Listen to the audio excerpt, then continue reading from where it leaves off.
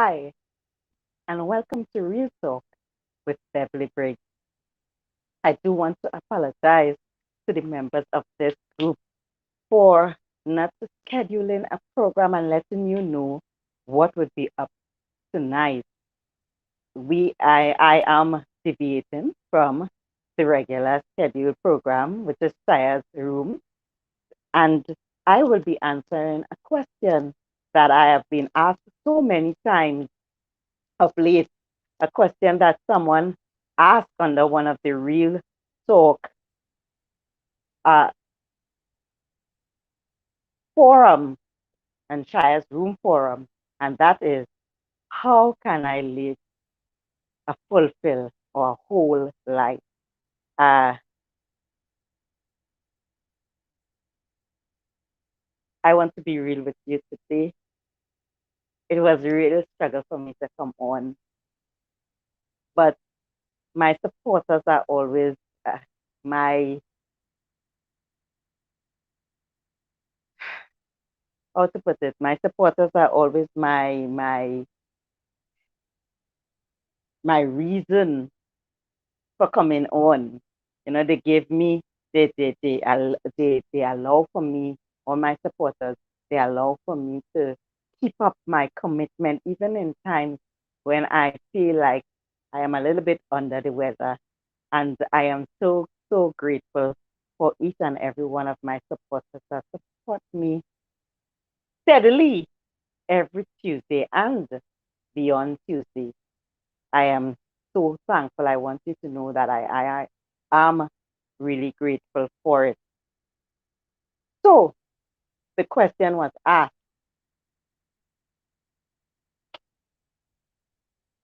what steps do I take to transition from being unfulfilled to being fulfilled and from being dysfunctional to being functional?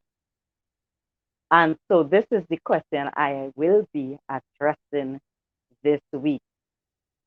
I had such a wonderful time last week with Bijon, and I know that you had a wonderful time. I had so many comments coming in and questions, and Bijan was really, really grateful for your support, and I also. So I'm hoping that this week would be just as satisfying to you and that you would have some questions answered after this segment, right, of Real Talk with Beverly Briggs. So, what is the first step to living a whole life or being fulfilled or moving from being dysfunctional to functional? And that first step is sit and reflect. Now, I'll give you the three steps, and then I'll come back and talk about all three steps. The first step is sit and reflect. The second step is be real with yourself. And the third step is reaffirm and believe. Reaffirm and believe.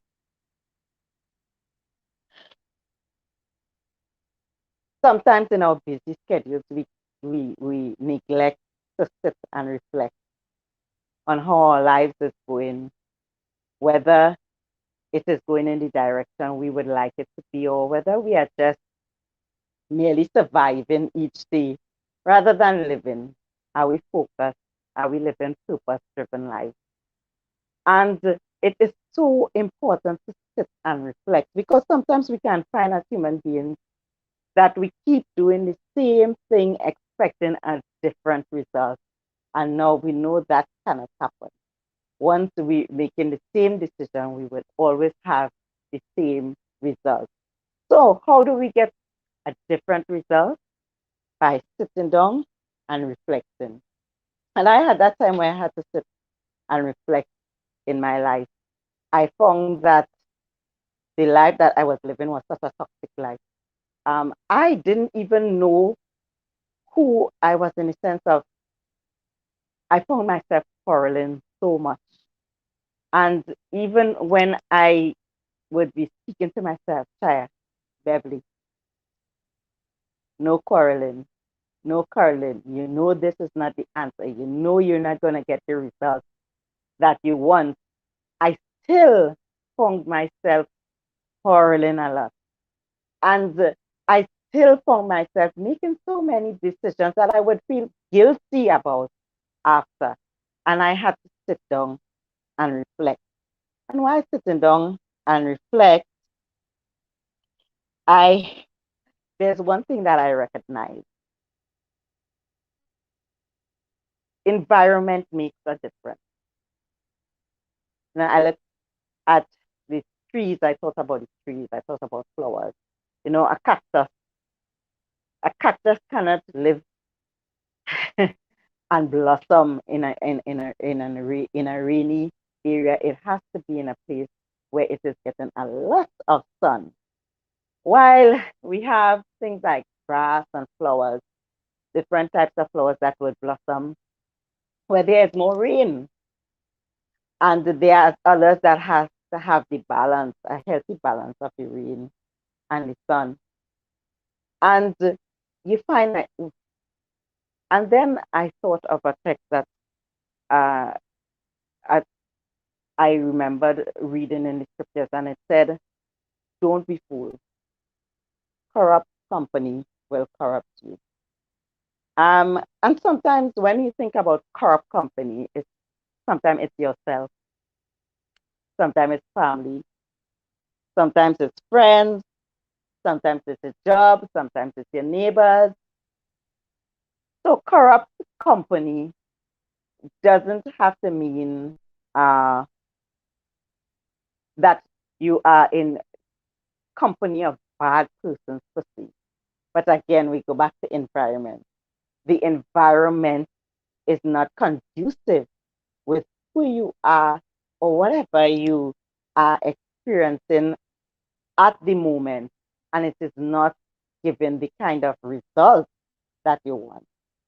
And so after reflecting, I had to be real with myself. I had to be real with myself. Uh, and there's something that I found out. When I was told that I had a hormonal imbalance, I am a person that loves to, I really, really love to do my research. I don't, persons just don't come and tell me something and I run with it. Even when I read in the Bible, I have to research. If I read a text and it talks about the blood, I have to go and research the blood, or what blood is, what it's about. I love to do research. And for me, I had to go and research the hormones and what hormonal balance could do to you. I had been struggling with, uh, and still do struggle a bit with split personalities. It would seem like I am this person at this point in time, and then I would switch up, and I could not understand because there I was at this point in time, this quiet person who loved to be home. And so a Facebook user say, "Hey, hi. If you would like, you can put your name in so that I can know who's saying hi. And thank you for being locked on with me. As you know, I always say, uh, this is the time when you can give your comments, ask your questions, be a part of this whole program because it is with you in mind." Yes, so as I was saying before,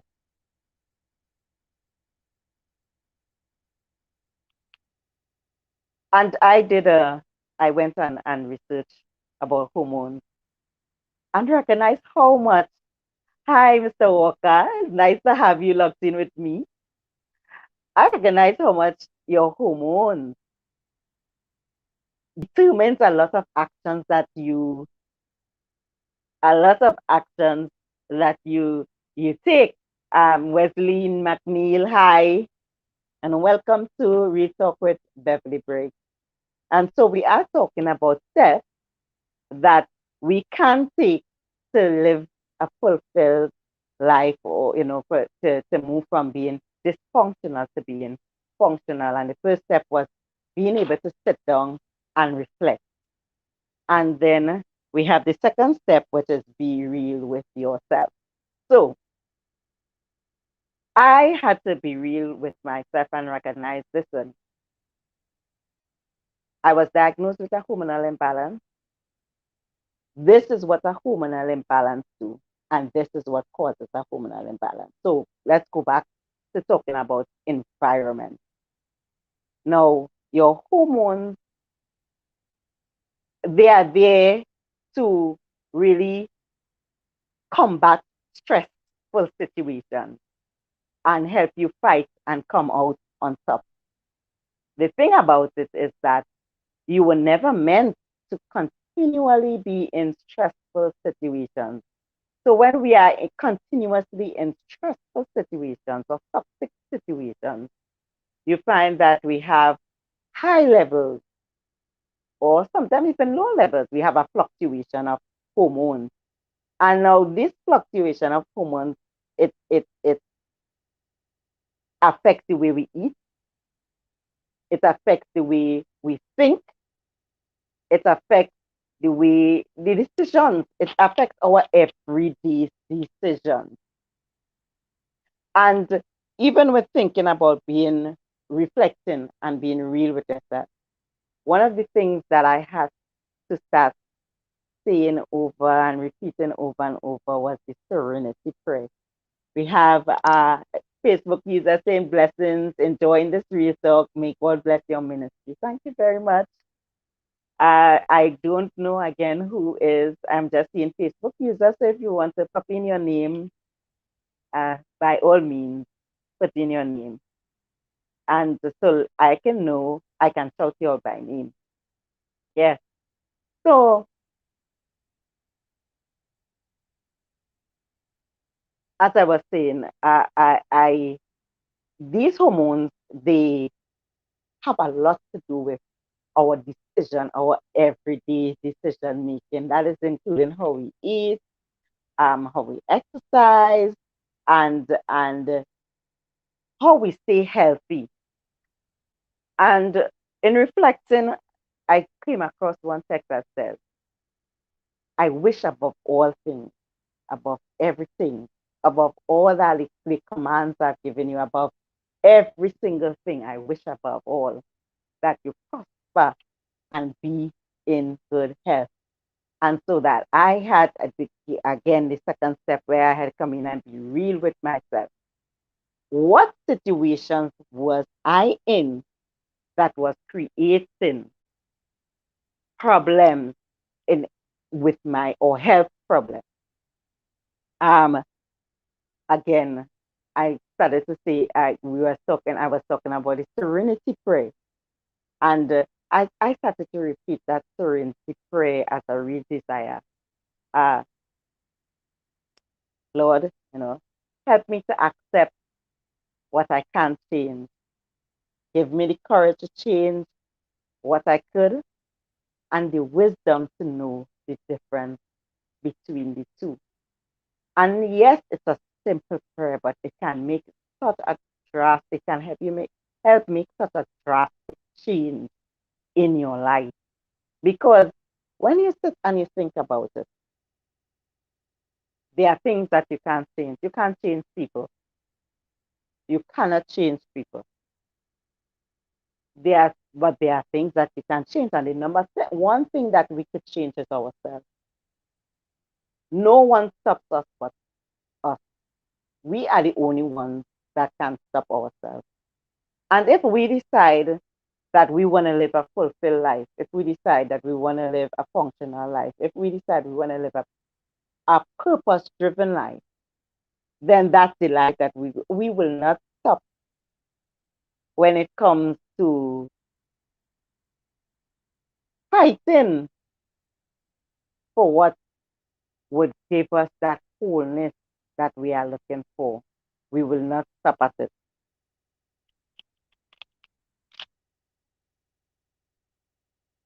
we would set when we start doing our own research. Now, different persons have different reasons and different things in their life that is causing them to react the way that they're reacting. Many times I've heard so many persons say, I am just reacting this way because, well, I just choose to. And you wonder, why would a person choose to have a miserable life? Why are we choosing over and over and over to have a miserable life? Is it that anyone in their good minds and in their good senses will say, okay, I want to choose to have a miserable life? And so that I have found that that statement in itself is really not true.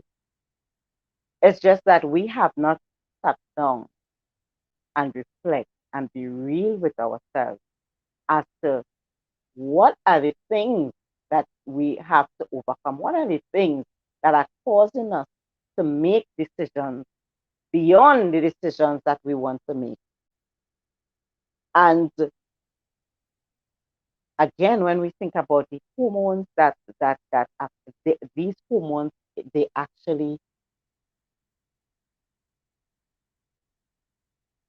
they work with us to where decision making is concerned, for want of words, sorry. They they they they they they are responsible for our decision making. And so when they are off balance, we find ourselves making poor decisions. So we are the ones that have to know now what are the environments that is conducive with us making right decisions? What are the environments that is conducive with us making decisions that would help us to have excellent health and a wholesome health? And those decisions we have to sit down and recognize that we need to make because we have to realize that our maker said it's important beyond everything for him to know that we prosper and be in good health.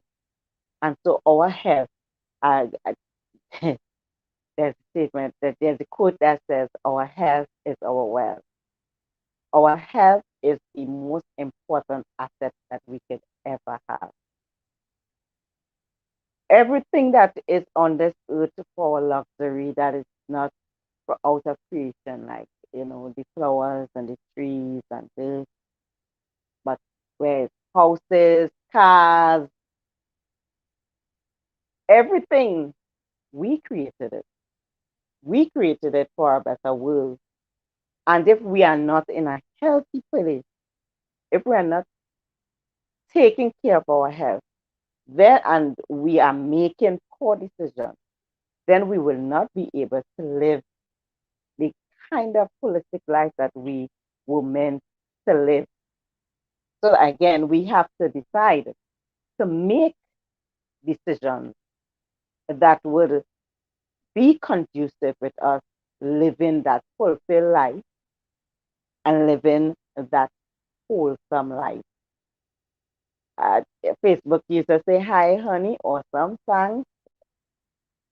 Again, sorry, there is no name attached to it. So I can only say that you are a Facebook user, but you can put your name in the comments so that I can know who I am speaking to.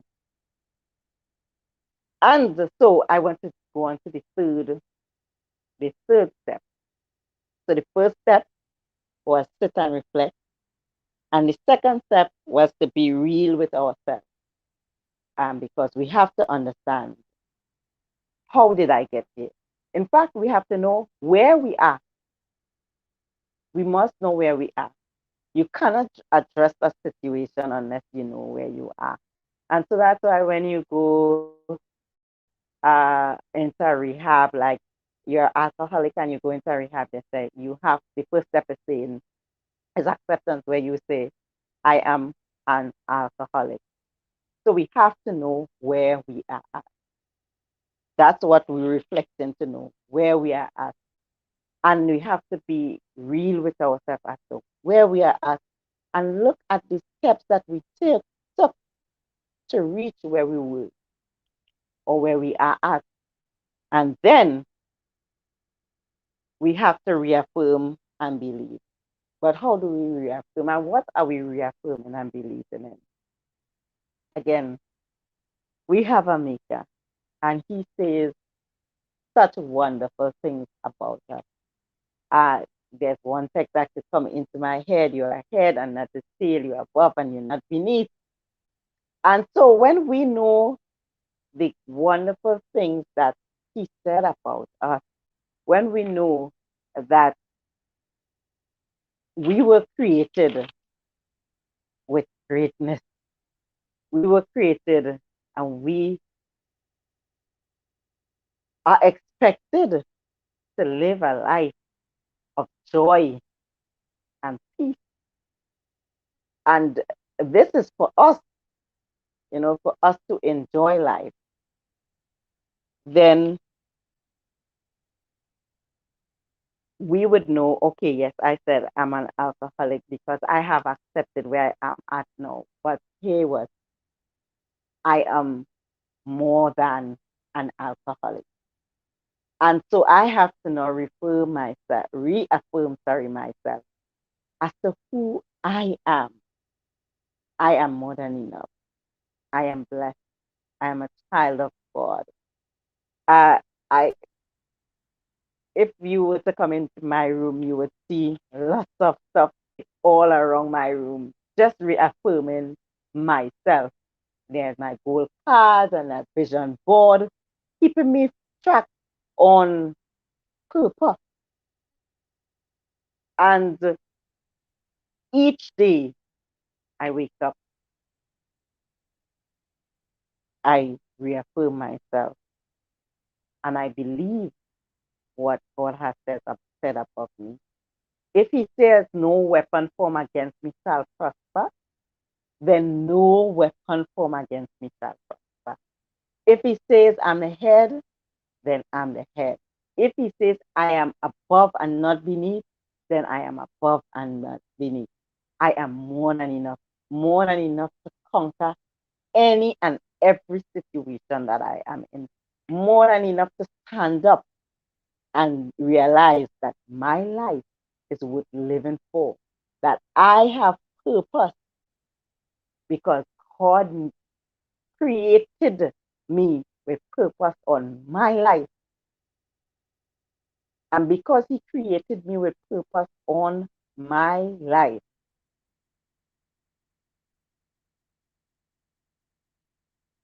I could stand and I could fight the good fight and I could keep pressing towards the mark of the highest calling. No, this is not a quick fix process. Trust me. There is this concept that I remembered uh, Michael Todd gave that I held on to over the years that helped me to move, to transition from being unfulfilled to being fulfilled.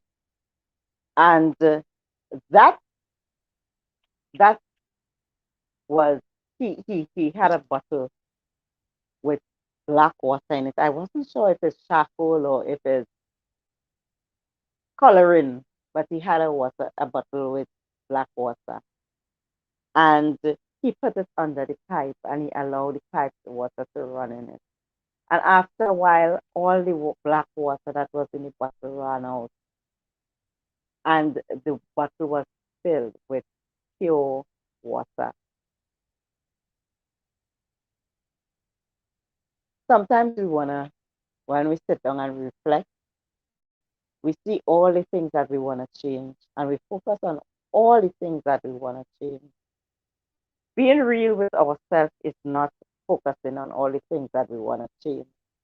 Being real with ourselves is believing all God says about us. all God says about us. And when we believe it, we live it. We live it. If we are not beneath, then we are not beneath anyone and any circumstance that can come our way or that we are dealing with. We are always above it.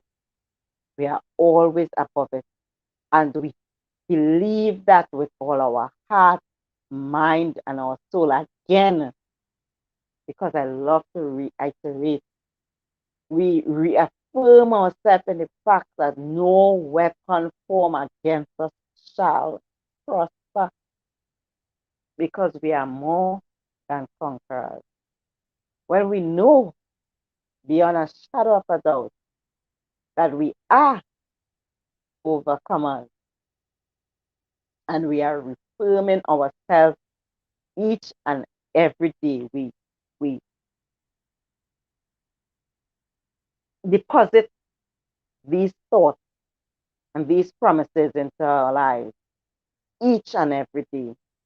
As we get the chance, we are listening to motivational speeches. We are listening to sometimes sermons. We are reading a good book that can help us, to move forward with purpose each and every single day that we choose to have an attitude of gratitude. The Bible says, in everything, give thanks. And if we choose to give that thanks, if we choose to see the good, God also says that everything that happens in his children's life, once we love him, we would understand that he can turn it around for our good. If he can turn it, every evil or bad things in our life around for good, then we must believe there is much more abundance of good than there is bad or evil. And we have to reaffirm ourselves in that which is good each and every day. Reaffirm ourselves in an attitude of gratitude. Reaffirm ourselves in His promises. Reaffirm ourselves as to who we are each and every single day. Again, yes, the process is going to be slow. It surely is going to be slow. It is not a quick fix. There are so many quick fixes out there that promise us so many things, and we may get happiness for a while, but then we always have to be going back to these quick fixes, and we become addicted to these quick fixes in order to get joy. But when we have filled ourselves with the things that brings real joy, then we would have a natural flow of joy and love and happiness because we have spent time depositing within us a healthy dose of positive thinking about who we are and who we are meant to be. So I just would like to go back over the 3 steps. And the first step is sit and reflect. Sit and reflect. What was my journey? Where did I go wrong? How did I end up here where I'm living an unfulfilled and dysfunctional life? And then be real. Be real. Here's where I'm at. However, if my father says that he has that this is not who I am and that he has a better life for me and he has a purpose on my life, then this is my reality that I am accepting. And when I have that brings us to the step 3, which is reaffirm ourselves and believe, so that we have to keep telling ourselves, and we have to keep claiming the promises, and we have to keep knowing that we were born with a purpose and that we are worth fighting for. That fight begins with us. That fight begins with us. So, I'm Beverly Briggs reminding you our future belongs to us. I hope that this chat would have brought some clarity and answer to the question that was asked. And if you have any questions on it, feel free to ask me. So Sister Esther says, Amen, Sister Beverly. This is so true. We can choose to affirm ourselves in God. Amen. Yes, we can choose to affirm ourselves in God because God or love, some persons don't believe in God, but God is love. And love is the only thing, true love and acceptance is the only thing that can give us the outcome that we want. And that outcome is one of joy and peace of mind. Ain't nobody kicking against that. Everybody wants that joy and that peace of mind. And so it is up to us to get that joy and that peace of mind that we so desire. Bye for now. See you next week.